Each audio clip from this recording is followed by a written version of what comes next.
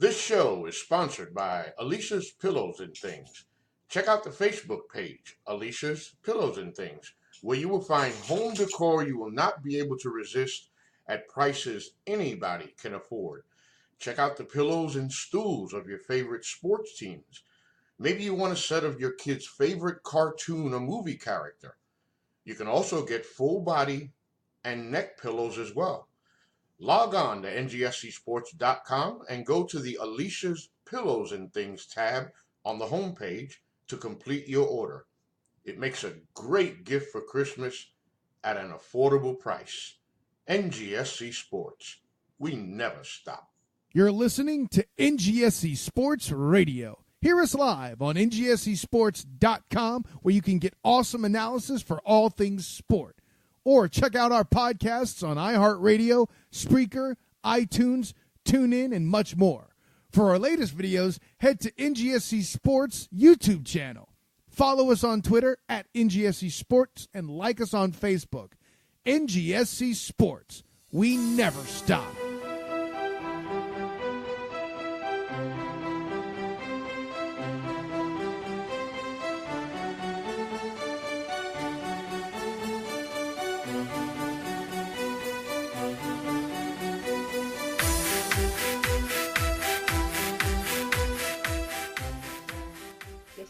Light game coming on, I don't know.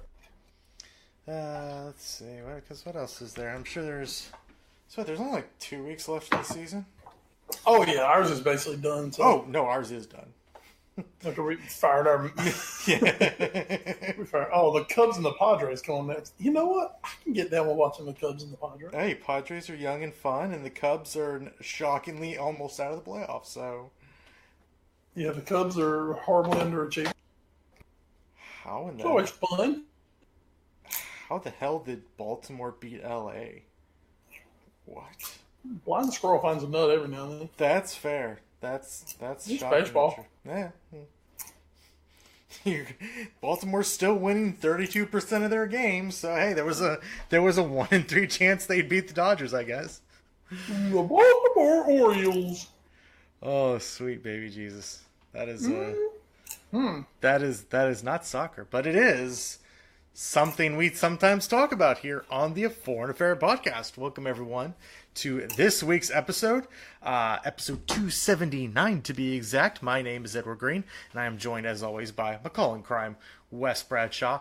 We have a fun episode for you guys this week as we took our little international break, I guess, last week. That coincided so nicely with this international break that just occurred. So we have a few thoughts. There was a couple interesting matches I noticed, and obviously with Wes being our resident England fan, I'm sure we'll get some of his thoughts on the last 2 matches England played and their route to qualification for Euro 2020. Oh boy.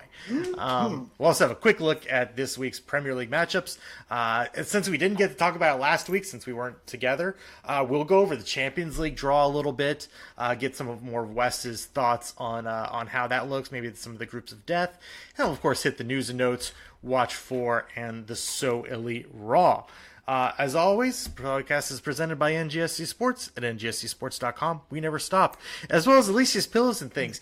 Hey, you're a Red Sox fan, like Wes and myself are. You know, we had a great last year. It was fun. Mm-hmm. We won the World Series. We won about 432 games en route to it. I thought we were one of the best teams ever. Yeah, probably. And now, sure we're not. Less than a year later, we've fired our general manager. So, hey, for the good times and the bad, let Alicia hook you up with a pillow from your favorite sports team, so you can hug it whether you're on an upswing or on a downswing, or if you just got fired from being the general manager of the Boston Red Sox. So, hey, Dave. I think Dombrowski could really use a Red Sox body pillow. He probably could. And you should check out Alicia's Pillows and Things over on Facebook to get some great deals there. That's Alicia's Pillows and Things on Facebook. Enough of Dave Dombrowski, Bill Brasky. Let's head over to our international break thoughts. So I'll start with this one real quick, one that really caught my eye. This, I believe, happened last night. it was Peru 1, Brazil 0. And now I'm fairly confident, as I pull it up here, that this is just a friendly. Yes, this is not CONMEBOL qualification for World Cup 2022. This was simply a friendly, as also denoted by the fact that Peru made 6 substitutions during the match, and Brazil made 5. However, this was a fairly full-strength Brazil team. Firmino, Richarlison, Coutinho, Casemiro, Alexandro, Ederson, Marquinhos all started the match. The only couple who you think would normally be playing, Dani Alves, Thiago Silva, and of course Neymar, depending on how you think about that, as well as Fabinho. Still a very strong Brazilian roster, but Wes, maybe not as surprising considering how a lot of the times, especially when we were talking about CONMEBOL qualification for the last World Cup, it's really hard sometimes to go to Peru with that sort of an elevation difference and come out of there with the result. So as just, wow, that's you wouldn't expect Brazil to lose a match like that. Maybe not the most shocking result in the world. Well, a couple things on it. A, it's a friendly, which means, you're not getting Brazil pedal to the metal. After winning Copa this past summer, now's the time for Brazil if they want to try a few new things, some new formations, some new tactics. Now's the time to do that. You've got all the backers in the world, so you know what you're doing. So I don't really take anything from this. Jesus, France loses a friendly every now and then. It's not the end of the world. 2, when you're going to make 5 subs, it's what it is. And for Brazil, they're good players, but at the same time, it's what it is. And then, like you said, you go to Peru, and they are renowned for their home field advantage. Mm-hmm. That is somewhere no one ever wants to play in qualifying or in a match that really, really matters. You hate going to Peru. It is a great equalizer with that elevation. So at the end of the day, they lost. Also, they did have Ederson, don't get me wrong, but, you are missing your number 1 and Alisson Becker as well. Yeah. So, not that Ederson is very much of a step down. Where I say that I believe Alisson's the best goalkeeper in the world, Ederson's probably in the top 3. Yeah. So, Brazil just happens to have a sick abundance of elite goalkeepers right now. So not that there's a big drop-off there by any means, if any drop-off at all. But, definitely not anything to read into for the Brazilian squad. So there you go. No need to fire the manager just yet after that result. So let's jump over then to England. We prefaced this earlier. And hey, on one hand, in 2 matches against Bulgaria and Kosovo, 9 goals scored. Harry Kane, England captain, scores 4, missed a penalty. Also, 2 goals from Raheem Sterling, and as well as providing a couple assists. Hey, 2 wins. This is going great. And then you remember that at one point it was like 3-2 against Kosovo. It was 5-1. Yep, and also Kosovo 5-1 at halftime. Yep, and Kosovo scored in the first minute of that match. And John Ross Barkley. Yeah. So I have to wonder, especially the Bulgaria match is what it is, the very comfortable 4-0 win. But after 5-3 over Kosovo, and again, this was not a friendly, this is Euro qualification. How, as our resident England fan, are you feeling after Gareth Southgate's men's 2 performances this past week? Being a Liverpool fan, I'm used to having arguably the best front 3 in the world. Yeah.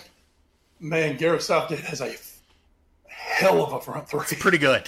When you throw Sterling, Kane, and Jadon Sancho out there, in world football, that is nearly as good as it gets. Mm-hmm. Now, Brazil, some of the Brazils of the world may say, well, hold on a second.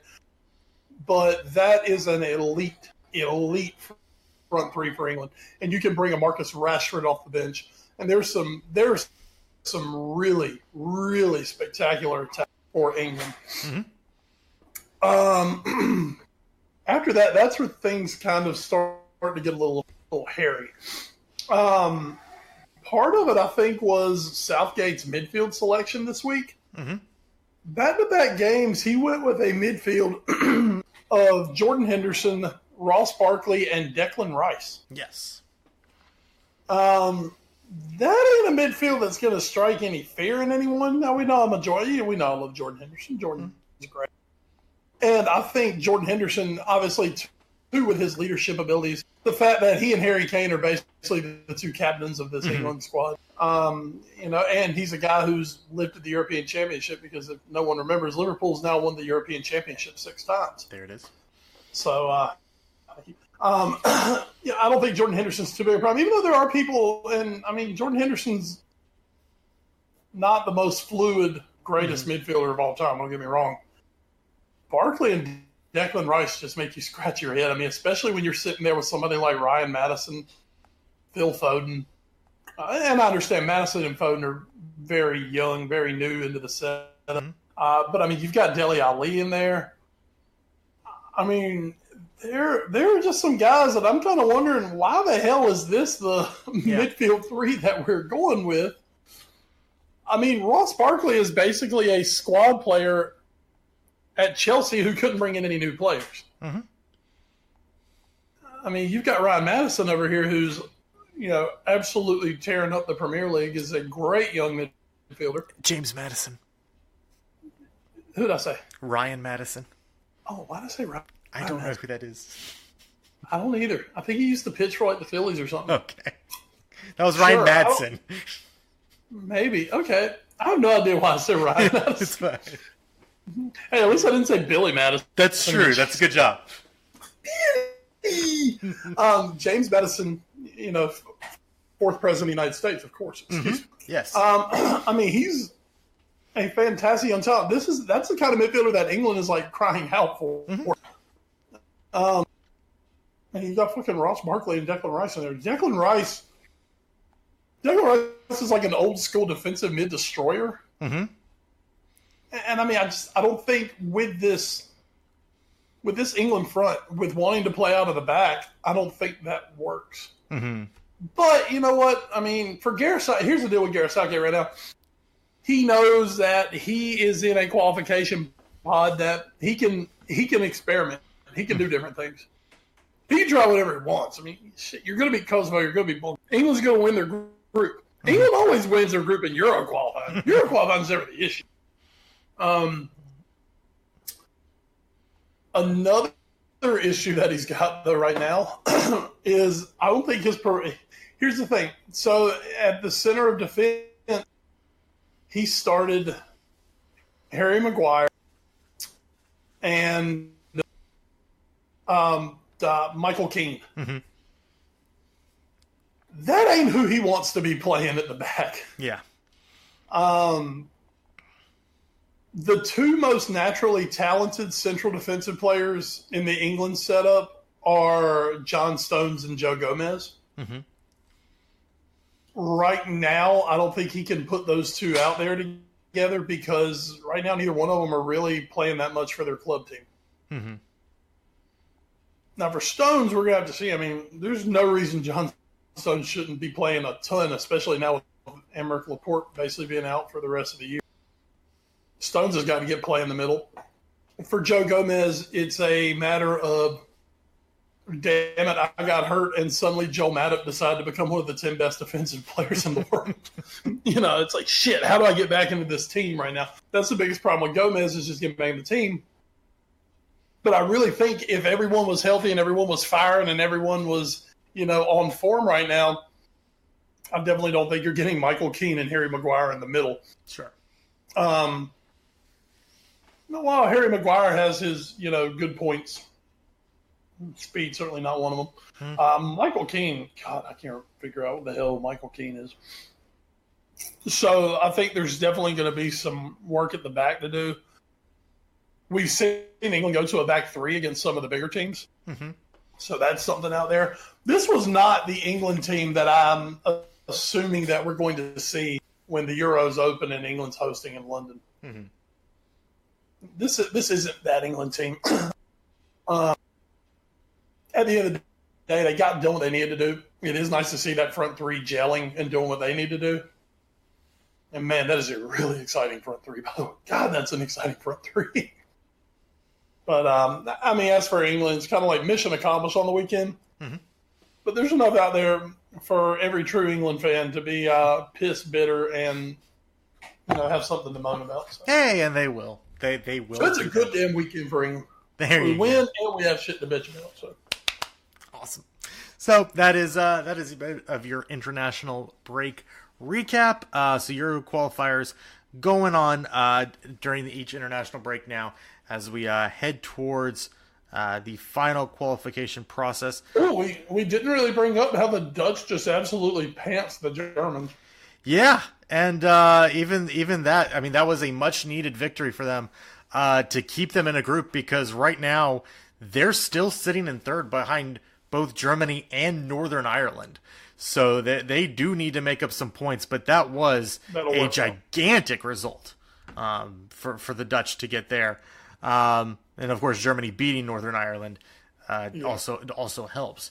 But yeah, very, very interesting international break that we just had here. Sweden drawing Norway in the Battle of the Fjords. Always good to see. Italy getting by Finland. So yeah, there was some stuff to take away. Also, World Cup qualification did start for AFCON, so that is happening. We'll let you know more as it gets closer to actually getting teams into the World Cup. But hey, we are now in the midst of a World Cup qualification cycle there, so that is something to be excited about as we inch ever closer to Qatar in 2022. So, hey, Premier League preview for the weekend. Here are your matches since the Premier League is back. There you go. That's something to get excited about. So we take a look at the match for the week. Starts at 7:30 with Liverpool hosting Newcastle. Can't make any more references to Rafa Benitez coming home. So it's just, Liverpool probably picking up 3 points against Newcastle. 10 a.m. Fuck Steve Bruce. There you go. 10 a.m. Big fat face. 10 a.m. you get United's taking on Leicester. That should be a very interesting match at Old Trafford. Tottenham looks to get off the schneid against Crystal Palace. Sheffield United taking on Southampton, and Wolves versus Chelsea. We'll have some Wolves news later on in the podcast. That'll be fun. As well as Brighton and Hove versus Burnley at the Amex. 12:30, the defending two-time champions will take on Norwich at Carrow Road. Then on Sunday, you get Bournemouth versus Everton at 9, and Watford versus Arsenal. I'm sorry, that's the news actually we're getting to. I confused Wolves and Watford slightly. Sorry, so we have that'll be at 11:30. No, Wolves are good. Wolves are okay. Yes, they are. Sorry to scare you, Nick Petrovich. Everything's fine at Wolves. And then on Monday Night Football on NBC Sports, please tune in. Please, 3 o'clock, Aston Villa versus West Ham. It'll be a match. There will be a football match played. I can tell you that much. So go check that out. And then finally, we'll wrap up this part of the pod with our Champions League talk. So Wes, again, weren't able to really talk to each other much last week for the podcast with the groups coming out, but did want to get your thoughts again, just to recap some of the bigger stuff. Group A is a group of death for Club Brugge and Galatasaray, as they also have PSG and Real in their group. B looks like fun with Bayern, Tottenham, Olympiacos, and Red Star. Group C looks easy for City with Shakhtar, Dynamo, Zagreb, and Atalanta. D looks like a lot of fun. Juventus, Atletico, Bayer Leverkusen, and Lokomotiv Moscow. Group E for Liverpool, they get to take on Napoli again for the second straight year, as well as Red Bull Salzburg, not Leipzig, and Genk out of Belgium. By the way, it'll be by the time we're done, we will have played Napoli 6 times in 2 years, I think, because we also played them. We play them twice. We play them in both of the past preseasons. Yeah. Wow. So 6 matches with Napoli in about 24 months. So. Intimate partners. Group F looks like press F to pay respects for this group. Barcelona, Dortmund, Inter, and Slavia Prague. So Prague, tough break there. Group G, the group of life, Zenit, Benfica, Lyon, and Leipzig. And then in Group H, it's Chelsea, Ajax, Valencia, and Lille. That could be a sneakily fun group, the way Chelsea is not super strong as usual. Well, I think Lille's a little better than we all want to believe. There you go. So, Wes, besides that little nugget, what else caught your fancy with this Champions League group stage draw? Just taking a look at some of the teams in it. For Tottenham, all I can say is enjoy 90 minutes of hell in Belgrade. Yeah. Because that place is a damn snake pit, brother. Mm-hmm. I can tell you that from last year, watching Liverpool go get their asses handed to them there. That place is tough. That's a pretty fun group, actually, if you ask me, just because of Red Star. I think Tottenham can win that group. I'm not overly thrilled with Munich. Of course, at this point, I don't think anybody's overly thrilled with Tottenham. So we'll see what happens once they get into Europe. Some injury news for Tottenham will hit a little later, I'm sure. PSG Madrid is a really, really marquee matchup on paper. I mean, it'll be good, don't get me wrong, but, I mean, it's not quite maybe as huge as it possibly could be. City have a walk. Yeah. Atletico, Leverkusen, and Juventus. Yeah. I've seen a lot of people picking Leverkusen to go through and leaving Atletico out. Wow, that's big. I don't quite agree with that. Yeah, I don't. Personally, I think Atletico are a dark horse to win this whole tournament. That's my thought on Atletico. I think they can win the thing. Certainly not go out in the group stage. We had talked about whoever got Inter as their Pod 3 team. That was going to be the killer. That was a killer right there, and then that group just ends up being really good. I mean, Barcelona, Bayern, and Inter. Somebody's going out. God, I mean that is legitimately three teams that. I mean, if all the chips fell right, you could legitimately have three league winners right there. Yeah, absolutely. I mean, obviously, Inter and Dortmund are not favored to win their leagues by any means, but crazier things have definitely happened than if those two top through this year. That group has a lot of potential to come down to the last day and see what happens. I think it's pretty easy to figure Barcelona will get through out of that. Yeah, but between those other two, that could be something special to watch. That could be really, really fun.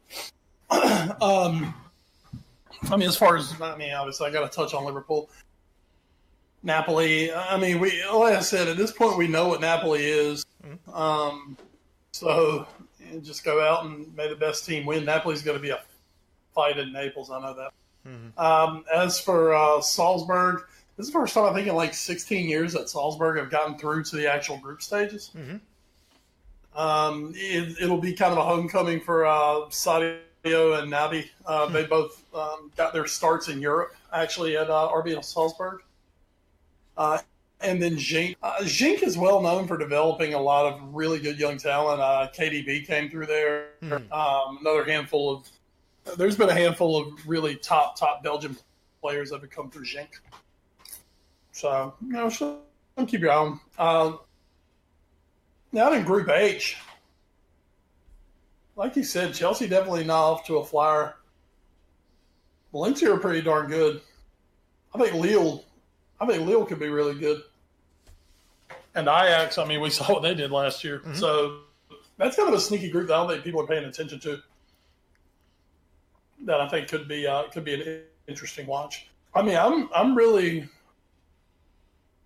digging what we got here. I think we got a good mix. I do think mostly it's going to be favorites kind of coming out. It's hard to pick against the favorites at this point.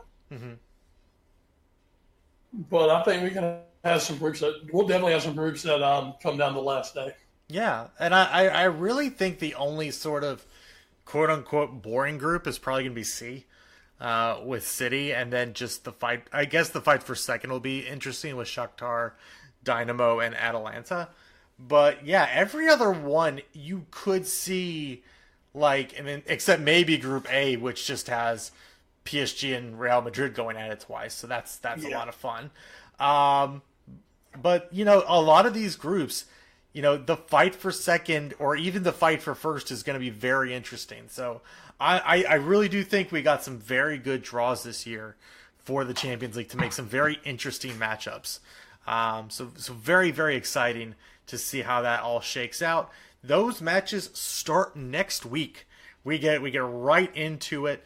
Trying to see the big ones starting off. Dortmund gets Barcelona at home to kick off their qualification. And hey, you mentioned that trip to Naples. That's where Liverpool starts their defense of the title.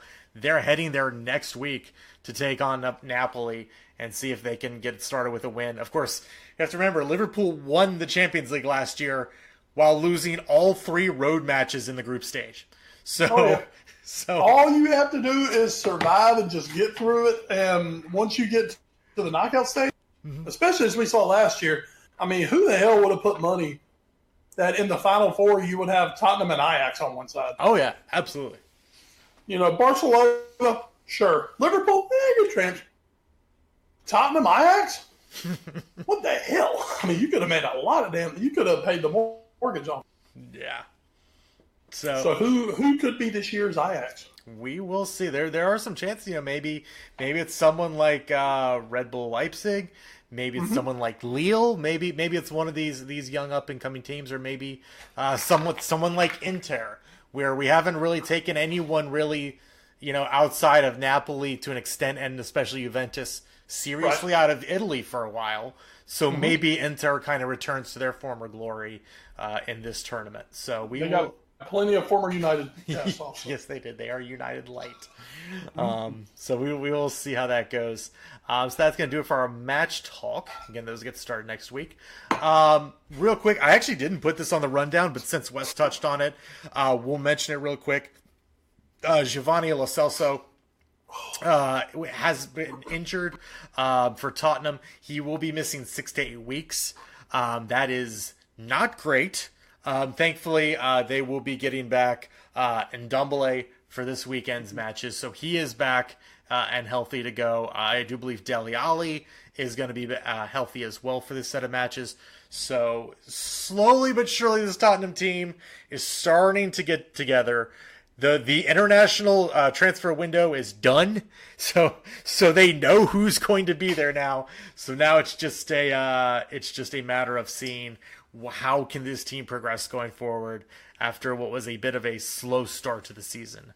And let's start the rumor mill for January. Yay!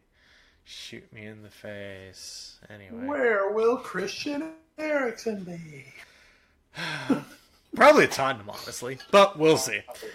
Now to the big news also that we alluded to during our match talk that we scared Wolves fans with a little bit, but no, it is Watford. And the joke was, you know, we talked about it in preseason, and I texted this to Wes when the news came across. You know, hey, it's really good to see Watford sticking with their manager for more than a season. You know, since Watford came into the Premier League, there's been all sorts of turnover with the managerial position there for the Hornets, just not able to really keep a guy in charge. But hey, they got, you know, Javi Garcia in there. He went through last year, did a really good job for them. Excited to see what he can do in this year. And lasted 4 matches and he's out. And they're bringing back Quique Sanchez Flores, who was the man in charge that brought Watford up and kind of left on not great terms with the club. There was a little bit of a sort of Rafa Benitez vibe where he wanted stuff from the club and the club wasn't willing to give it to him. So I guess this is a good move, Wes. Like they did well under him in the 1 year he was there, but I find it, the timing is really odd to do it just 4 weeks into the season. Not that Watford had a great start, just 1 point through their first 4 matches, but my goodness, this is and then to go back to Flores. especially the way he left the club. Very, very interesting set of decisions taking place in Watford right now. What would Mr. Steinbrenner have said? Give me Billy Martin! Kiko, God, I really want Kiko Sanchez, whatever Flores, really, really want him to become the new Billy Martin. Hey, just a couple more times you got to take over Watford, dude. You'll get there. Mean, I need someone in my life who just gets fired and rehired and fired and rehired. I need that in my life. So, yeah, I mean, for Watford, this is a team that had such a good push last year and came up just a little short of European football. Got to the FA Cup final. But, man, it really looks like this season things are certainly not coming together early on. So it'll be very, very interesting to see if Watford can get things turned around. I do believe with the Ponzis who own Watford, I think they looked at it and realized, you know what, we can't this league is so competitive right now. That is true. As the old saying goes, you don't win the league in September, but by God, you could find yourself deep in that damn in the danger zone down there. Absolutely. You find yourself very deep and get a huge hole dug for yourself. And then it's easier to be 15th all year than to have to try to escape with a month left of the season. Right. So I think they realized it and they're just like, you know what, let's just cut it off now. Let's go and try something new. It's a crazy fall from grace for Javi Gracia, who, over the summer until Frank Lampard was hired, seemed to kind of be the guy that, maybe Chelsea were looking at to bring in. Yeah. And the main key with that was, Gracia is not a guy who asks for new players. He likes to develop what he has. Mm-hmm. Exactly what Chelsea needs. Yeah. Of course, they end up going with Lampard. Not that that's an issue or anything, but I don't know. It's just weird. Yeah. Always a little bit weird dealings going on at Watford. But, it is what it is. So, welcome back, Kike. Welcome back to the Premier League. It stops in Espanyol over in La Liga, as well as stop in China between his Watford appointments. So, who knows where he'll end up next when he inevitably leaves this job again. So, we will keep tabs on that. Bit of interesting news. This comes from Bleacher Report's Christopher Simpson. Maybe, depending on how you felt about the different clubs, maybe or maybe not surprising news. We have our first $1 billion Euros squad in the history of the world. And it is not PSG. It is not Real Madrid. It is, in fact, Manchester City. The thing of this is that it took more than $1 billion that's euros. Sorry. Right. Euros in transfer fees to assemble City's current squad. Currently, they're at 1.014 billion euros. PSG is just over 900 million. Real Madrid just crossing the 900 million mark. And that's after City spent 168 million euros this summer. The rest of the top 20 include United, Juventus, Barcelona, Liverpool, Chelsea, Atletico, and Arsenal are the top 10. Who knew Arsenal could be up there? Then Everton, Tottenham, AC Milan, Inter Milan, Bayern all the way down in 15th, Monaco actually in 16th, then Napoli, Dortmund, Leicester in 19th, and Valencia in 20th. So it's kind of a no-duh moment. I guess it was just a matter, Wes, of was it going to be City? Was it going to be City's oil money? Was it going to be PSG's oil money? Or was it going to be Real Madrid's Galacticos that we're going to get to the billion mark the first? And I guess we now have our answer. Well, and what's kind of interesting about it is that, obviously City spend money. City don't have any of the world record signings. Yeah. Good job, you look at, PSG obviously broke the world record with Neymar. Gareth Bale is a guy when he was signed was a world record breaker. Mm-hmm. Virgil van Dijk up until just this past summer was the world record signing for a defensive player. Allison was a world record goalkeeper signing for about 3 days. Yeah. So, you've got City, and everybody does throw a fit about City, and for valid reasons. City have just spent a hefty portion on a lot of guys. Mm-hmm. Instead of just, having some monster signings here, monster signings there, they've gone out and probably City has spent above market on quite a few guys. Mm-hmm. But I think they went in and did it as in, look, let's just go ahead, let's just pay some extra and get the guy we want and not have to sit here and haggle over a couple million quid. Mm-hmm. So I think, maybe they've gone out and spent 50 where they probably could have got a guy for like 40 or 45. They were like, fuck it, let's just go ahead and spend 50 and get it. So, it's just, it's what's happening. It's the day and age. Ever since the Neymar move, obviously these transfer fees have completely skyrocketed. Mm-hmm. The fact that right now, when Cristiano Ronaldo went to Real Madrid, he was the world record signing at around 80-some million pounds. Mm-hmm. And then United basically spent that on Harry Maguire this summer. Yeah. Of course, my favorite quote of anything this summer, where Ed Woodward used all his negotiating power to get Harry Maguire from 80 million pounds all the way down to 85 million pounds. What a man. What a negotiator, right?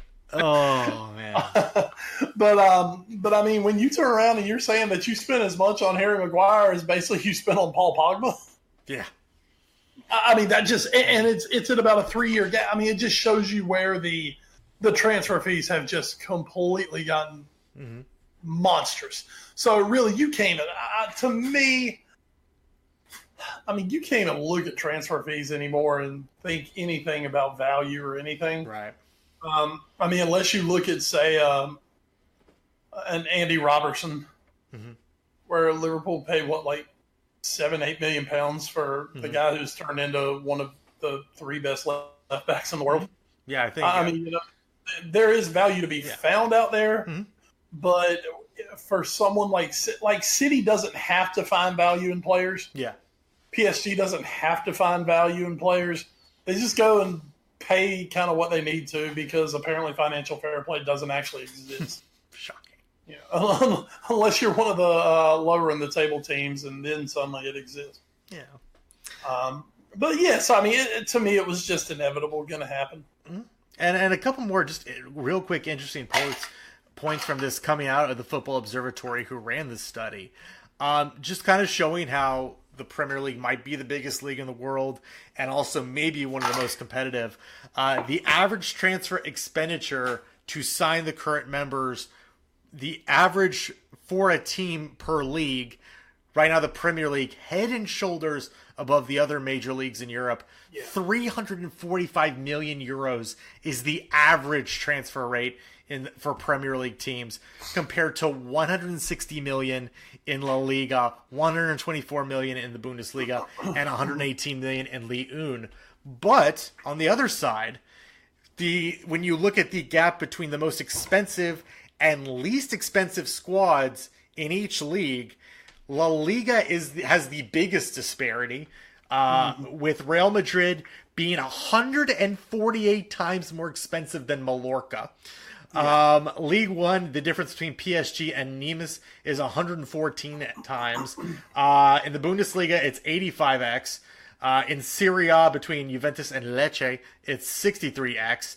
The Premier League between Manchester City and Norwich, just 32x, which is still a massive gap in spending, but not nearly as big as some of the other clubs, which tells me that, a lot of clubs in the Premier League are spending, and they're spending a lot of money to have that close of a gap, but also be, on average, that far ahead of basically every other league.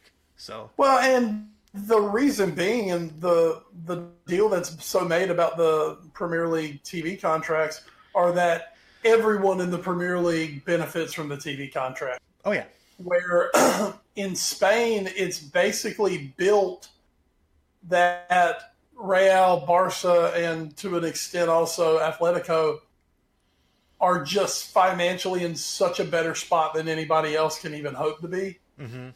Because just when you look at the way that revenue is shared in those leagues, basically depending on your final league positioning, that's kind of how they divvy up the money.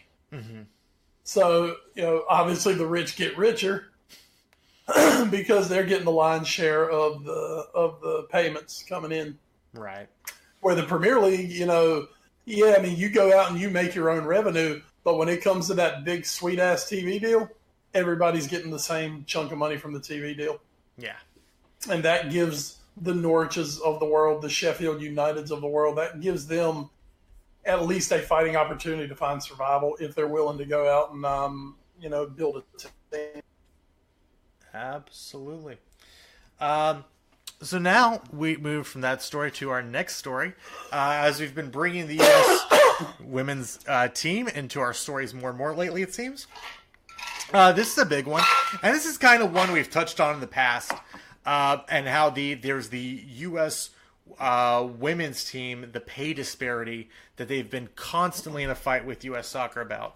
An interesting sort of opinion on this coming from someone who has been known to be a little opinionated about this. Megan Rapinoe says, not just the U.S. women's national team, but the men's national team as well. Or a group that Wes and I have somewhat derided in previous podcasts, are, quote, cash cows for U.S. soccer. This coming from SI.com. Rapinoe talked in Style, their October issue, saying, quote, we're sick and tired of being disrespected. It's not even really about equal pay per se. It's just what we're worth and what is fair. I've said this for a long time, but I think the men deserve to be paid more too. I don't think the Federation is blatantly that sexist. If they're not paying us what we're worth, they're certainly not paying them what they're worth. It's not a great run business in my opinion. We're both just kind of cash cows. I think that's a very interesting take on it, Wes, because this is something where we've said for so long about how it seems like the men, for all their struggles to really be dominant on an international stage, seemingly get paid a lot more than the women. And there have been a bunch of studies shown about how the conditions are in sort of the women's professional league as opposed to something like the men have in MLS. And also with the pay for the U.S. women's team, again, the team that, wins all the World Cups. So to see it from Rapinoe's point of view that, no, not only are we underpaid, but also the men are also underpaid, we should all be getting paid more, is kind of an interesting stance on this, to be coming from the team, a group that's really fighting for more money. It is. I mean, there's been so much attention just paid on, the women with the pay and everything. It's interesting to see them bring the men in this also. I mean, when you look at it, you've got to, you would have to assume that United States soccer was just making cash head over heels. Oh, yeah. And of course, when you start looking around the world, I'm sure they don't pay commensurate with, the bigger footballing federations in the world, the England, the Brazil, the Germany, the France, the Spain. So, I mean, that's no big surprise to hear. Megan Rapinoe, whatever you may think of her, love her, loathe her, whatever you think of Rapinoe, I mean, I'll give it to her. She's got cojones. I'm trying not to sound like an asshole sexist as I say this. I mean, she's got a big bit of bravery. How about I put it that way? There it is. Because, I mean, she's basically sitting there and saying, you know what? I mean, to me, Rapinoe's almost looking at USA Soccer like, I dare you to do something to me in retaliation here, because it's going to be such a PR nightmare for you if you do it. Yeah. And because of that, she's able to go out and say what she wants to say and make the point that she wants to. And, I mean, really, it's pretty awesome because, I mean, how many other – I mean, there's no male player on the U.S. men's national team right now that has kind of an open forum mic like a Megan Rapinoe does, because the women have done it. Yes, you got that cachet for winning. Yeah, they are the best in the world, so it's one thing if Jesus, let's just Gildy Zardes. I'm just throwing him out there. This is nothing against Gildy Zardes by any means. Mm-hmm. I'm just using him, say, as an example. If he came out and started talking about, they're not paying us so much, blah, blah, blah, public opinion's going to look at him and say, well, you're the 30th best team in the world and you freaking lose too much. Go prove something, especially in America. That's how we are. America loves a winner. The U.S. men's team doesn't win enough for America. It's true. The women, on the other hand, shit, those girls are golden, man. Mm-hmm. They are easily, they are golden girls, really. They say what they want, do what they want. Yeah, they're going to piss some people off. But in the court of public opinion, at the end of the day, you look at Megan Rapinoe, you look at, Alex Morgan, and, damn, they produce results. Yeah, absolutely. And the way America's kind of set up is, hey, you produce results, we'll reward you for those results. Mm-hmm. So I'm glad that they have that opportunity. They have that pedestal to stand on, that soapbox to go up there and tell it like they feel it. I'm glad they do, and I think Megan Rapinoe makes a really good point here. Yeah, and that's, again, to have that sort of cachet of being a champion multiple times in the biggest competition in your sport, to have that and to use that as a platform to try and spur on change. And again, she doesn't say everything that everybody's going to like, and that's totally fine. She has her opinions, and through her play, she's earned the right to kind of have this forum. Now, you don't have to always agree with what she says, but she does, to see someone being outspoken when they have this forum and fighting for change. And again, to come out and also say, hey, it's not even just we're not getting paid as much as the men thing. We should all be getting paid more. U.S. soccer is making a mint on us, selling jerseys to a bunch of kids, selling, especially after we win the World Cup, jersey sales are going through the roof. The She Believes tour, God knows how much money they're making off something like that. Hey, we want a bigger piece of the pie. We're making you all this money. Let's have it. I think that's awesome. So, just, U.S. soccer, just do the right thing. Every story about this, I keep saying, just do the right thing. Just do it, guys. Come on. We'll transition real quick. Not that I think we need to talk about the story very much, because it is a very what's the best way to phrase this? It's a very in the weeds article, and granted, I love it because again, this is the segment apparently we're doing every week now where we pimp a story from The Athletic. This one coming from Mickey Turner and Paul Tenorio, a great article, a very legalese article, but a very good article about relevant sports. One of our favorite groups in the world, suing U.S. soccer on multiple fronts. This all stemming back from relevant sports trying to host multiple times an official league match from clubs in a different country here in the United States. And FIFA and U.S. soccer basically saying, no, you can't do that. So please, again, go check it out. It's an amazing read, but a lot of stuff that's just going to kind of go over even me, who works with lawyers on a day-to-day basis. This shit's going over my head. But I thought I did find one comment in here briefly that I'll mention. This comes from Joshua T. Because again, one of the best parts about The Athletic comment section is generally really good, as opposed to like every other website in the world. So I like this, again, this comment I'll read here real quick from Joshua T. The article briefly mentions, but does not meaningfully discuss the elephant in the dressing room. Quote from the article, if the court were to side with relevance argument, that would put the U.S. Soccer Federation in the untenable position of either being forced to violate their agreement with FIFA and crossing the sport's global governing body, or violating American antitrust law and crossing U.S. courts, end quote. In other words, it seems that Relevant Sports is willing to risk effectively killing professional soccer as we know it in the United States, which would happen if a Relevant win ultimately results in FIFA expelling the USSF for not following its rules. How would Relevant even benefit from that?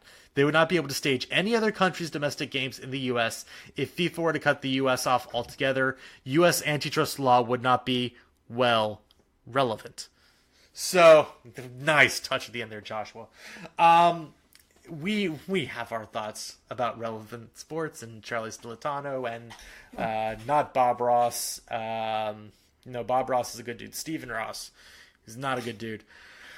I knew it was Ross. I just forgot. So I just made up a joke about Bob Ross while I was trying to look for his name.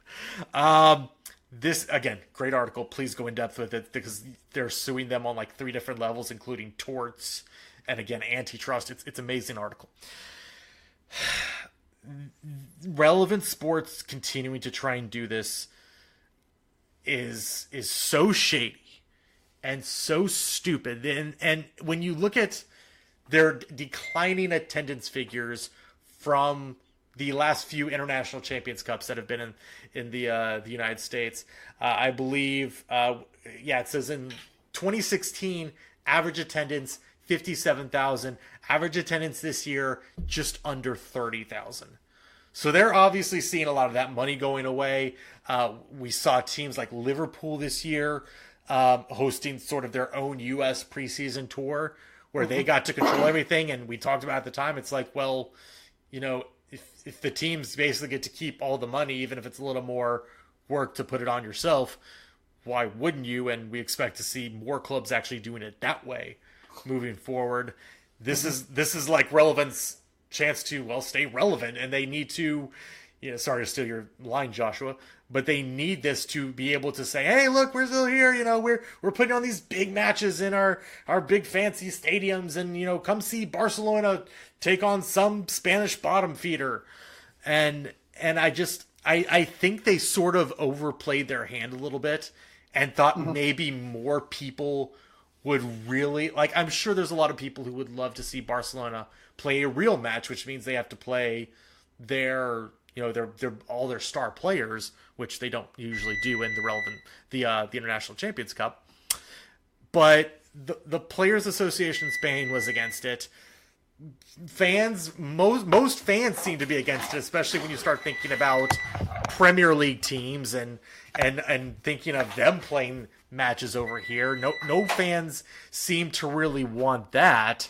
So I really think what happened is Relevant just thought there was this sort of demand and said, well, logically, they'd want to see real matches over here, and nobody actually wants that. And I think they're not getting that, and they're just not taking the no for the answer and just cutting their losses.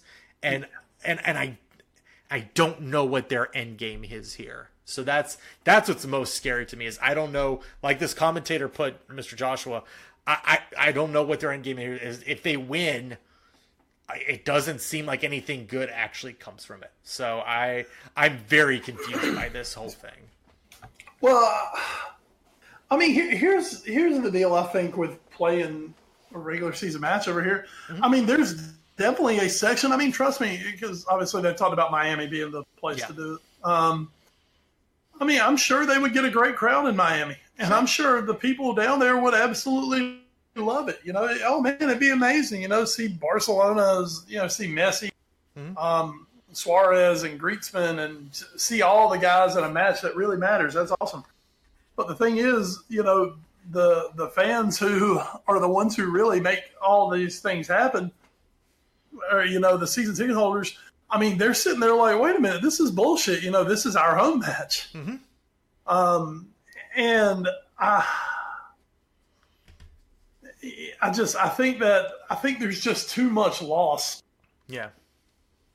To do just to go down that road. I think there's too much loss. I think, you know, what maybe one or two teams can make in revenue, it would be lost on the backside.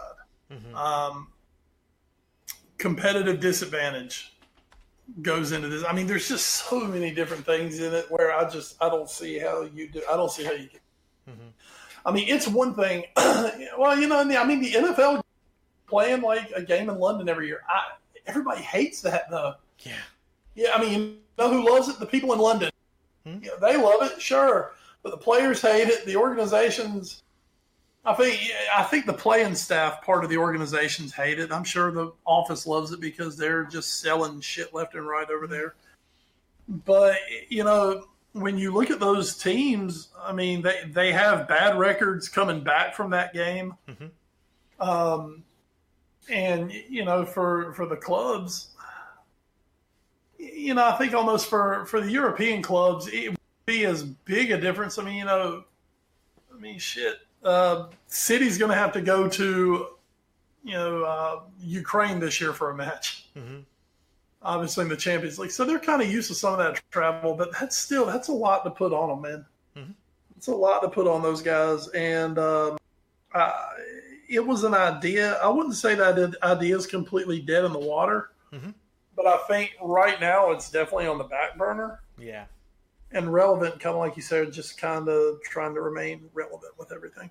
Yeah, just take no for an answer, guys. Just this once. So, but hey. And just real quick to wrap this up. I know I mentioned this the last time The Athletic did an article about relevant sports, and I'm glad to see it's happening again. The amount of comments that are negative towards relevant sports and Charlie Stolitano is just chef kiss. Because I honestly thought, part of me was like, we didn't like it because, to peel back the curtain a little bit, we got kind of we didn't get our media passes for the last, it was like 2 years ago, I think. We're still pissed off. And so I kind of always thought, I was like, man, do I just really hate them because we didn't get our media passes? And then looking at all these people who clearly were not in the same boat as us, that they also hate them. I'm like, okay, no, we're in the right here. We're totally in the right. This is great. Feels good, man. Feels good. So, just like Tim W. said in his comment, relevant sports is pure scum. I like it. Thanks, Tim. All right. For our last story, this has nothing to do with football or soccer, I guess. But I'm going to revive for 1 week only, because this story is too dumb not to share. We used to do a segment, longtime listeners of the podcast will remember. We used to do a dumb NFL story of the week segment. Just easy. It's too easy sometimes. And then I stopped super following the NFL, and it got harder to find stories because it made me put in 1% effort, and I just didn't want to do it. So, but when a story just falls into your lap because you follow Jay Billis on Twitter, and it does have a football twist to it, gotta mention it. This is bad. Headline coming from the PhiladelphiaInquirer.com. Temple field hockey game at Kent State stopped before it's over due to pregame football fireworks. So what happened was this past Saturday, Temple was playing Maine Saturday morning in a field hockey match, and they were about to start the double overtime period, and they said nope, game has to stop because Kent State, where they were playing this sort of mini tournament, They're about to set off some fireworks and for the football game at noon, and so you guys got to go, and so that at that point, because they weren't allowed to finish the match, it was considered a no contest, which means the game never happened. So good job, Kent State. And then somebody posted the video of the fireworks, and it was 6 little fireworks that went off ways away, and it's just oh, great. So Kent State, the athletic directors apologize, but this is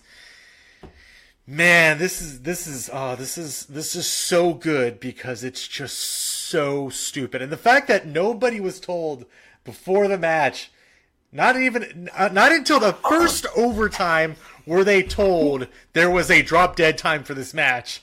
That's just again. Now I've heard multiple things because I've read something that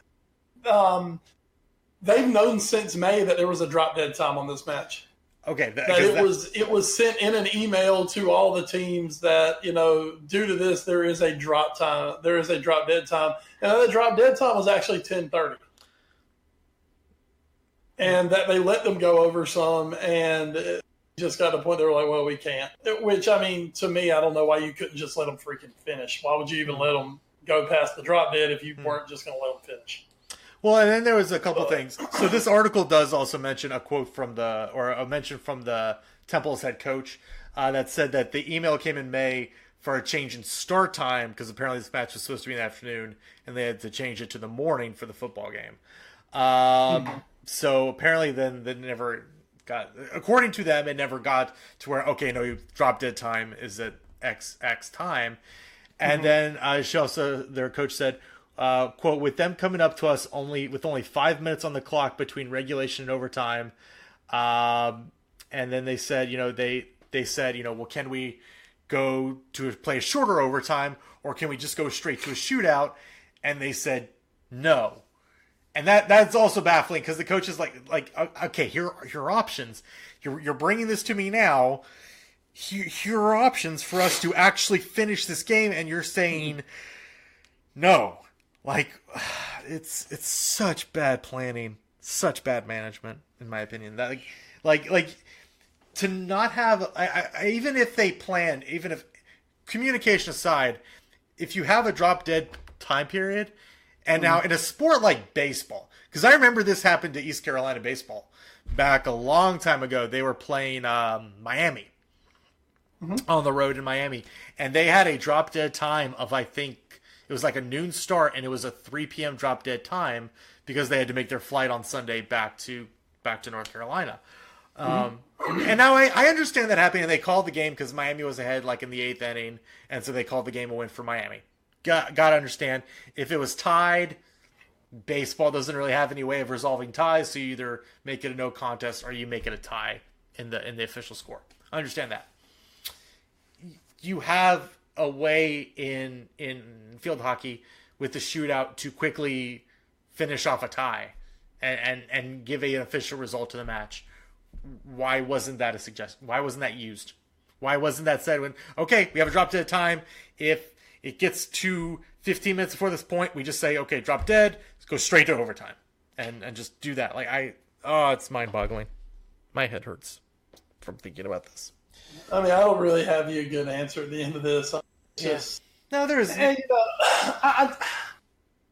I sort of have this opinion on it that I think it's getting a little overblown that it was like a sexist act. Because, I mean, there is a group out there that's trying to say, oh, well, they're doing this because they're women and they can. No, if it was the men's field hockey team out there, I believe they would have gone, okay, y'all got to go. Yeah, I agree with that. I mean, I don't really think it has anything to do with, it's men or it's women. I think it has to do with, whatever you think, a minor sport. I think it's more the fact that, just about every school does everything just at the whim of football. Mm-hmm. Yeah, I would agree with that. You could definitely argue that a lot more than, it's sexist. It's like, no, because if this had been men's field hockey, if this had been men's, I guess men's lacrosse, not field hockey. If it had been men's lacrosse, if it had been, men's, I think they would have done the exact same thing. I think this is more that, and especially a school like Kent State, football is their only moneymaker. Yeah. So you're going to do everything for football. That's just more what it is. So, I think there's a lot more on that way than it just so happened it was women's field hockey. And in this uber sensitive age that we now live in, everything's, it had anything to do with sexism. See, now you say that about men's lacrosse, but, if it was Virginia, they were, or like Johns Hopkins, where the lacrosse program is actually pretty strong. And I agree. Well, I'm sort of joking about that, but yeah. Fucking with the women's soccer team, Yeah. I mean, it is a school-by-school deal, but in the long run, other than maybe a few cherry-picked programs here or there, I think when it comes to football with the Division I football programs, yeah, they're just taking precedence over everybody. Absolutely. Yep. It's just how it is. and even if it's support stuff for the football team, it's just it gets you a lot more cachet, I think, just being with the football team. Absolutely. Football rules the world. So for a little while longer. For a little while longer, exactly. So that's going to do it for news and notes. Let's hit the watch for Wes. We have been waiting with bated breath for you to tell us what is this show you have unearthed out of the catacombs that no one has ever heard of before. What you got for us? Okay, so there's this show called Breaking Bad. Oh my God, really? Yeah, I told you I'm a dick. I said all this very tongue-in-cheek. Okay. So the Breaking Bad movie comes out in like a month. Mm-hmm. Yes. And I literally just ran something on today, how to watch the entire series by the time the movie starts and go right into it. That's fair. So I was like, what the hell? I might start doing. I remember watching a little bit of Breaking Bad back in the day, but I wanted to start the whole thing. That's kind of what I'm going to start watching. And I'm going to tell you, other than that, man, I've just had so much going on lately in life in general, man. Mm-hmm. I haven't had a chance to really watch much of anything. I finished the Summer of Marvel. Yeah. And since then, I've watched a couple movies since then. When did I go see the movie theater? I went and saw Hobbs and Shaw. I can't remember. I talked about it. Yep, I remember that. Yeah, I saw Hobbs and Shaw. I've seen something else since. I can't remember. Anyway, I've watched a couple of different movies recently. I watched one called The Siege of Jaddit. Okay. Which starred, of all people, Dorian Gray. Oh. No. God, the 50 Shades, Jamie. Yeah, Jamie Dornan. Yeah. Jamie Dornan. Yeah, I think that's his name. Jamie Dornan. Starred him, and it was based on a real life story. A unit of Irish soldiers who were UN peacekeepers, 1961 in the Congo. Had a lot of political things behind it, and they basically got left out to dry by the United Nations to try to cover up something else that went on the Congo. Very interesting movie. It's only a few years old. Pretty darn good. If that's your kind of movie to watch, which for me, I love a good war movie, so it worked out very well for me. But that was interesting. And then I watched a movie called The Great Escape. Okay. Which is a kind of more of a classic, like a World War II classic. It was the movie that basically launched Steve McQueen into being like the coolest guy of the 1960s. Okay. And it's seen as a classic. It was a great movie. I found it on. I think I watched it on Prime. So you know what? Hey, you want to go see it? An oldie. It'll make you laugh. It'll get you a little emotional at the time. But that one as well is actually based on a true story. So, a couple war movies for me. Siege of Jadotville, The Great Escape, and this underground show that I'm sure one day people I'm a dick. Yeah. I told you it was bullshit. I told you it was all... I know. I don't know why I didn't expect Breaking Bad. I don't know why I didn't expect it. Oh, well, I wouldn't have expected Breaking Bad. Yeah. Let's see what I got. So I have some people putting out their new shows to watch this coming fall for fall television. So two I kind of picked out. Not super thrilled about either of them, but I'm willing to give them a shot. One is going to be an NBC comedy called Sunnyside.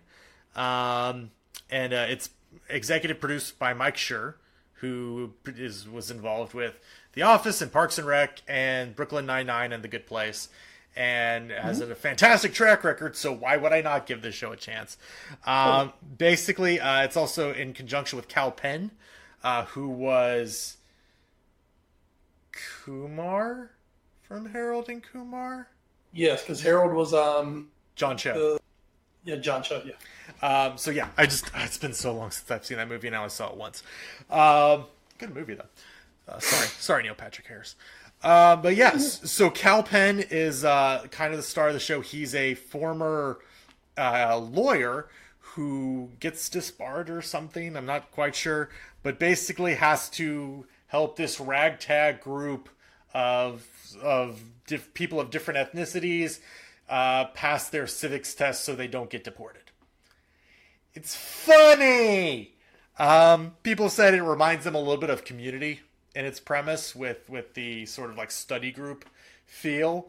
I loved Community. We'll see how this goes. I don't know. Like I said, I watched the trailer, the 2-minute trailer they put out. Seems okay.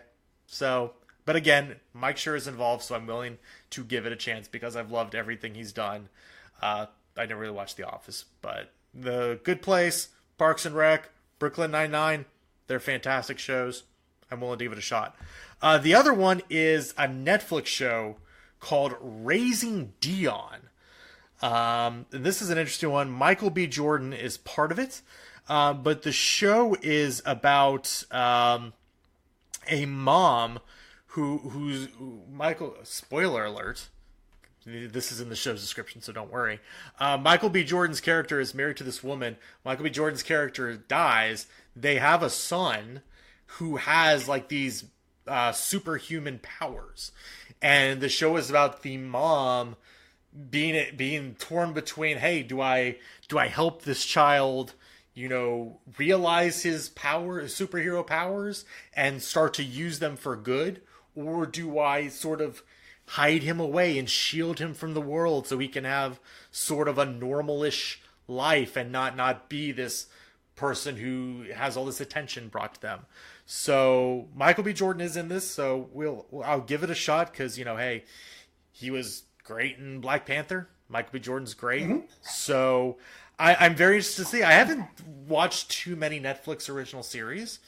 Mm-hmm. But I'm willing to give this one a chance. And it sounds like a very interesting premise. We love our superhero shows. And hey, Michael B. Jordan was also really good in, oh God, what was it? Was it Creed? No, yes. I haven't seen Creed, but I heard he was great in that. Oh, I was thinking of, I think it was Chronicle. Where it's like him, this was like a while ago. This might be like 10, 11 years ago now this came out. Where it's kind of a similar thing. He and two of his friends find this like meteor, and they end up getting like telekinetic powers from it. And it's like in it's like a shot in a found footage style documentary kind of style way. God, I think it's called Chronicle. Let me see here real quick. Great podcast work right here.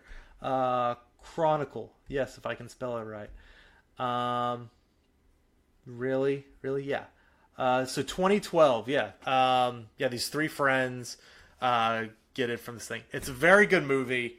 One of the friends ends up going crazy and becomes a bad guy. But again, it's very interesting because it's shot with like the guy behind the camera. One of the friends, hey, I like to record everything. So that's how the film is shot. But Michael B. Jordan is great in that. So again, very, very good movie.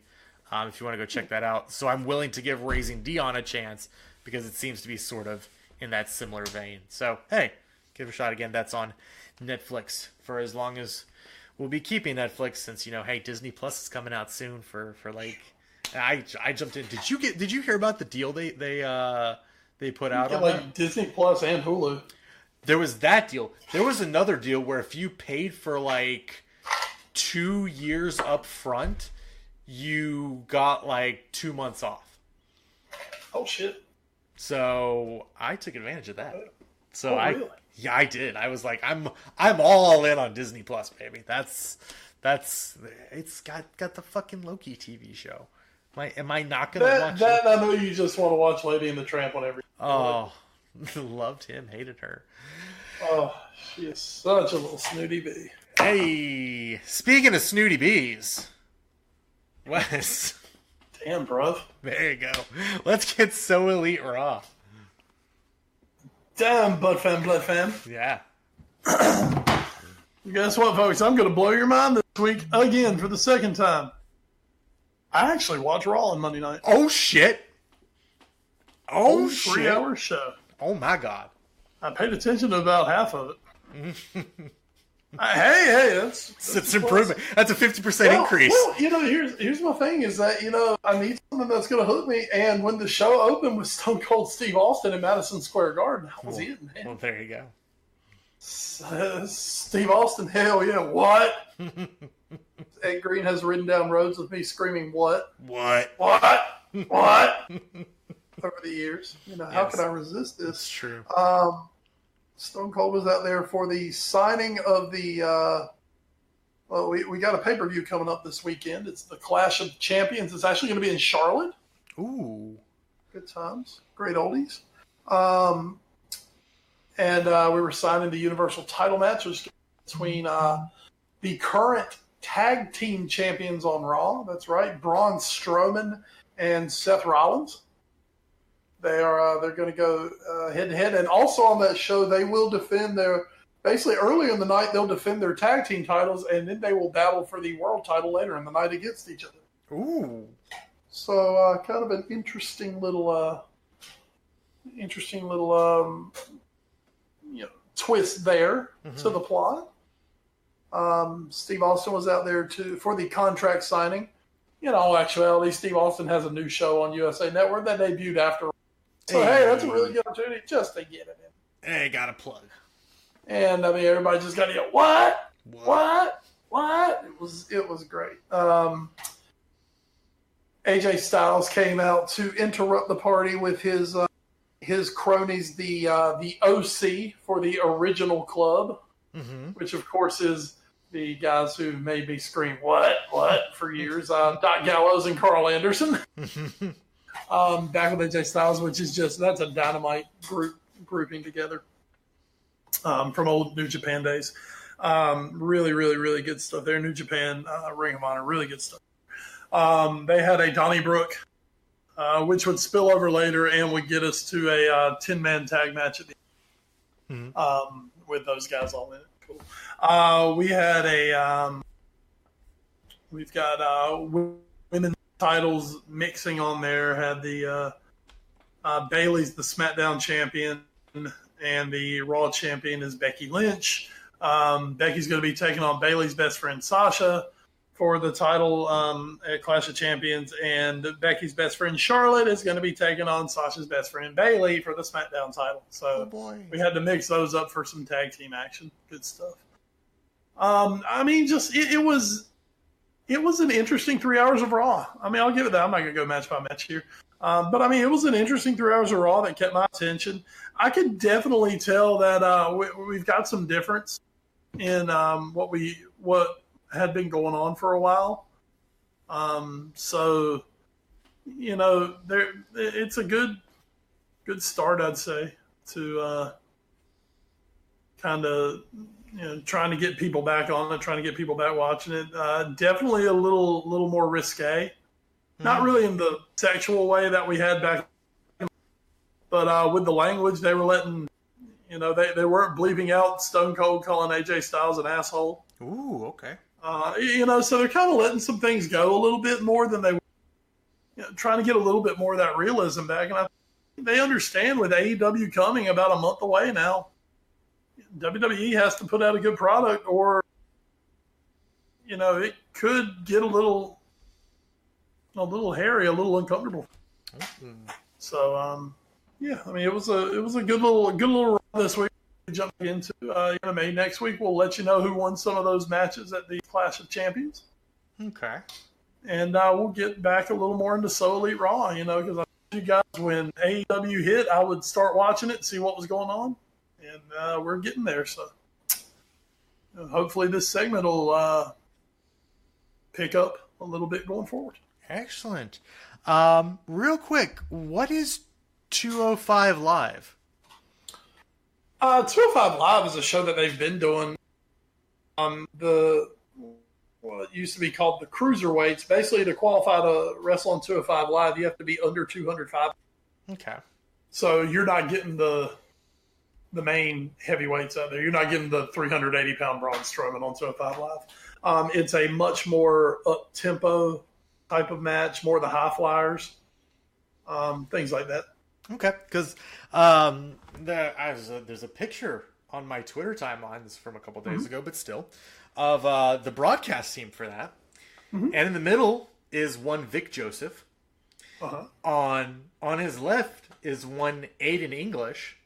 Yeah. And on his right is one, the only, great black otaku, Brennan Williams, a.k.a. Dio Madden. Nobody told me this was happening. I feel very offended right now. Dio Madden, the man who's bringing JoJo to WrestleMania, was on the broadcast talking about Kush and pushing Kush super hard. I'm sorry you missed that. I'm very sorry I missed that, but it's okay. I'm very aroused. Hey, it's fine. I have great memes and gifs now, so this is all I really wanted from it. So I'm still happy, I guess. But hey, congratulations, Brendan, on getting up there. So, yay, great black otaku. As he's getting up there, we're getting up there in time, so we're going to go ahead and call time on this podcast. Thanks so much for joining us here this week on the Foreign Affair Podcast. Once again, big shout to NGSC Sports as well as Alicia's Pills and Things. You can find them on the social media as well as us. As a collective on Twitter, we are at AFA Pod. Wes, you are? I'm at Wes Bradshaw 21. I am at Edward Green. You can also find us on Facebook, Instagram, and YouTube via our parent show, The All New Sports Show. And you can email us at allnewsportshow@gmail.com.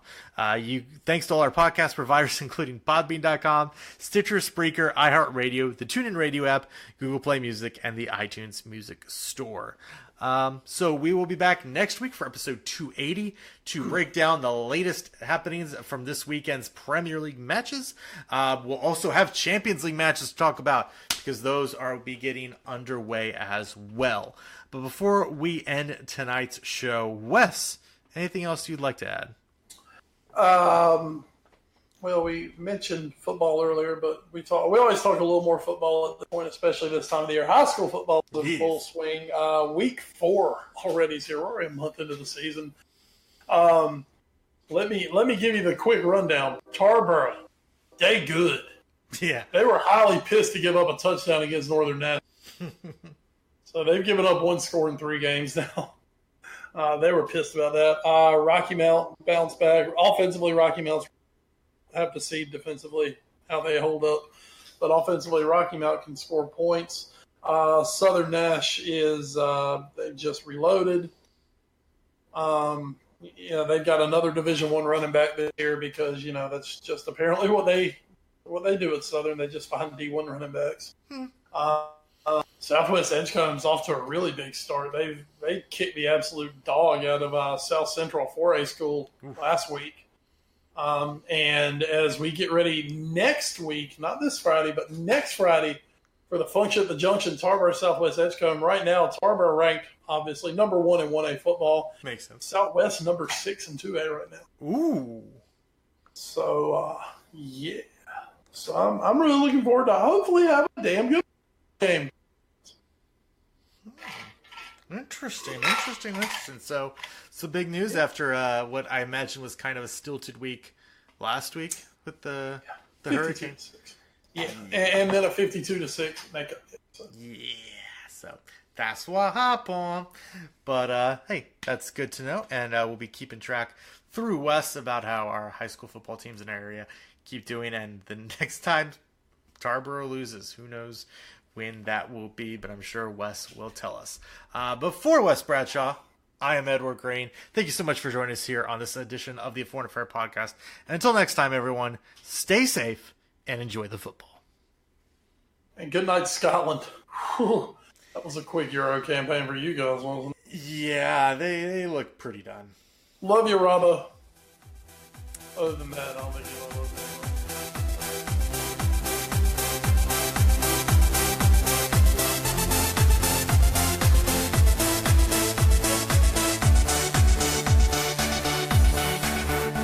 This show is sponsored by Alicia's Pillows and Things.